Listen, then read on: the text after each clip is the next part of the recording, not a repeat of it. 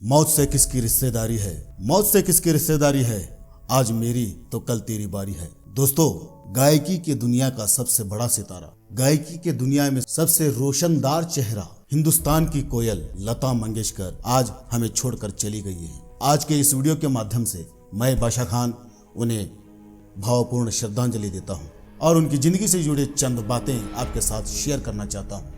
तो मेहरबानी करके आज का वीडियो आप जरूर अंत तक देखना, क्योंकि एक ऐसी गायिका जो आज तक दुनिया में कोई पैदा नहीं हुआ दूसरा। लता मंगेशकर ने अपनी आवाज के जादू से सिर्फ हिंदुस्तान ही नहीं पूरी दुनिया में अपना लोहा मनवा चुकी है। उनके गीतों को सुनकर मैं ही क्या, हमारे बाप हमारे दादा भी बड़े होते चले गए। 28 सितंबर 1929 को जन्मी लता मंगेशकर 6 फरवरी 2022 यानी आज के दिन हमें 92 साल की उम्र में आज हमें छोड़कर चली गई। खुदा उन्हें जन्नत नसीब करे और उनके जो भी गुनाह हैं उनको माफ करे और उनके आत्मा को शांति दे।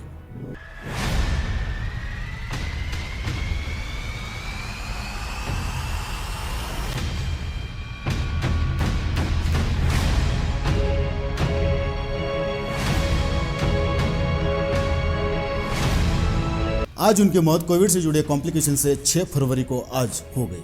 उनकी आवाज़ का जादू, उनकी आवाज़ की रोशनी हर हिंदुस्तानी के दिलों में सदा कयामत तक जलती रहेगी, रोशन रहेगी। लता मंगेशकर जी का जन्म यानी कि उनकी पैदाइश गोमंतक मराठा समाज के परिवार में हुआ। उनकी मां का नाम था शेवंती मंगेशकर। उनके पिता दीनानाथ मंगेशकर रंगमंच के एक अभिनेता और शास्त्रीय गायक थे।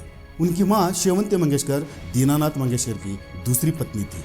उनके पिता दीनानाथ मंगेशकर ने उपनाम यानी कि सरनेम हार्दिकर से बदलकर मंगेशकर रख लिया था, क्योंकि वो अपने मूल निवास जो कि गोवा में है, ये छोटा सा कस्बा जिसका नाम है मंगेशी, इस नाम को वो अपने परिवार के साथ जोड़ना चाहते थे। 5 साल की उम्र में ही दीनानाथ मंगेशकर अपने पिता के साथ ही लोकप्रिय नाटकों में अभिनय करना शुरू कर दिया था लता मंगेशकर जी ने। और 13 साल की उम्र में यानी कि 1942 में उनके पिता दीनानाथ मंगेशकर का हृदयघात से देहांत हो गया। और उनके पिता की मौत के बाद मंगेशकर परिवार ने बहुत से मुश्किलों का सामना किया, बहुत से फाके देखे।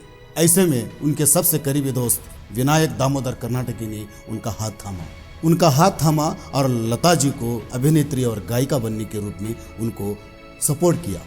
1942 में ही उन्होंने अपना पहला गीत गाया, नाचू या गड़े खेड़ू साड़ू मनी नामक एक मराठी गीत गाया, जो एक मराठी फिल्म थी जिसका नाम था किती हसाल। बाद में इस गाने को उस फिल्म से हटा दिया गया था। ऐसे बहुत सारे गीत गाने के बाद में 1945 में वो मुंबई आई। उन्होंने मास्टर विनायक दामोदर जी की पहली फिल्म 1945 में, जिसका नाम था बड़ी माँ, उस फिल्म में अपनी छोटी बहन आशा के साथ एक छोटी छोटी भूमिकाएं निभाई। लता जी के उस्ताद थे गुलाम हैदर, जो एक संगीत निर्देशक थे। लता जी का पहला गाना 1948 की मजबूर फिल्म में दिल मेरा तोड़ा हाय मुझे कहीं का ना छोड़ा, जो बहुत ही पॉपुलर हुआ।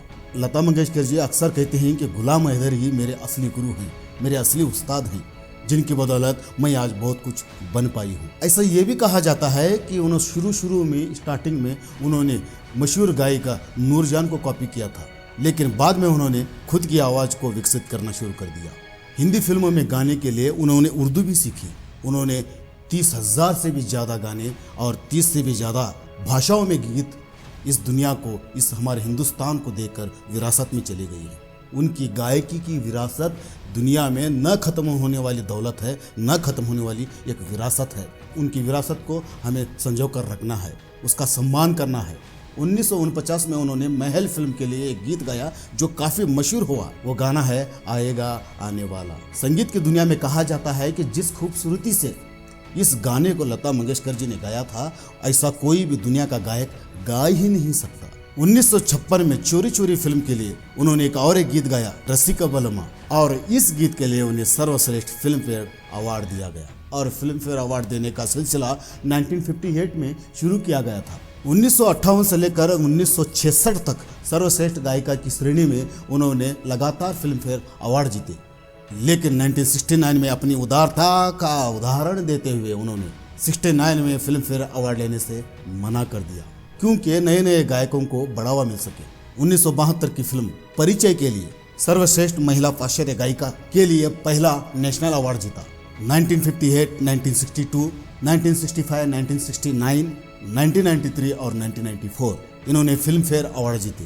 1972, 1975 और 1990 में राष्ट्रीय पुरस्कार जीता। 1966 और 1967 में महाराष्ट्र सरकार का पुरस्कार जीता और 1969 में पद्म भूषण।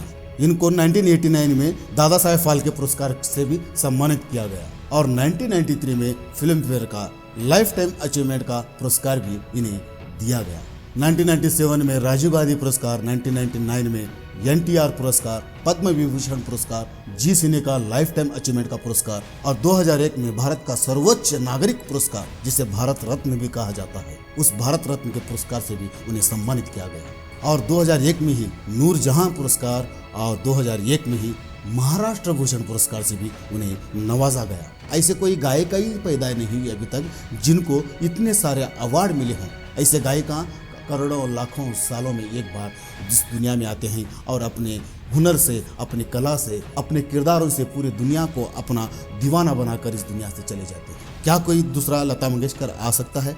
कृपया हमें ज़रूर बताना। लता मंगेशकर के सभी गानों को हम आज अपने कानों से सुनते हैं और अपने दिलों को लुभाते हैं। उनके गाने सुनने से ही कहीं ना कहीं दिल को एक सुकून मिलता है। कौन कौन से गाने आप झुटलाओगे? ऐसा कोई गाना बताइए जिनको सुनने के बाद आपको सुकून न मिलता हो। उन्होंने कन्नड़ा गाए, हिंदी गाए, मराठी गाए, 30 से भी ज्यादा भाषाओं में गाने गाकर हर वर्ग के, हर भाषा के लोगों का दिल लुभाया, उनको अपना दीवाना बनाया। ऐसे महान गायिका जो आज आप और हमारे बीच नहीं है, उनको हमारे इस वीडियो के माध्यम से पूरे हिंदुस्तानियों की तरफ से उन्हें भावपूर्ण श्रद्धांजलि देता हूँ।